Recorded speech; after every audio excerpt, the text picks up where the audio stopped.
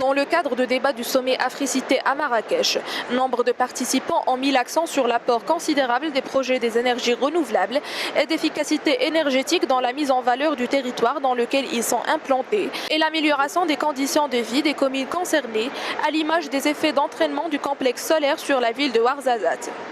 La part des énergies renouvelables dans le mix électrique national a atteint 34% à fin 2017 et l'objectif est de porter la contribution de ces énergies à 42% du mix énergétique national en 2020 et à 52% en 2030. Nous avons une commune qui est essentiellement sur l'eau et qui subit les dégâts climatiques, du changement climatique.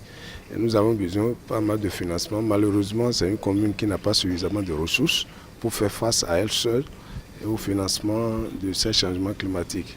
Et nous avons eu la chance d'avoir un financement au niveau du Canada qui est en train de mener des dispositifs dans le lac.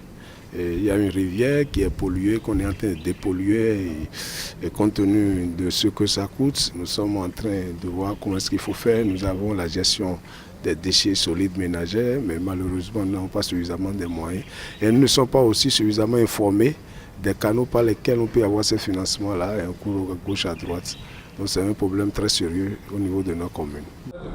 Les participants à l'atelier ont également relevé que face à une croissance démographique galopante et à une urbanisation accrue, les villes africaines subissent aussi une forte pression sur leurs ressources, notamment énergétiques, avec un coût souvent élevé sur l'environnement.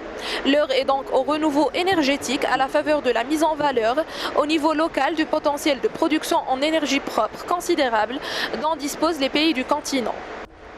Organisé sous le haut patronage de Sa Majesté le roi Mohammed VI, cet événement panafricain qui se poursuit jusqu'au 24 novembre est placé sous le thème La transition vers des villes et des territoires durables, le rôle des collectivités territoriales d'Afrique.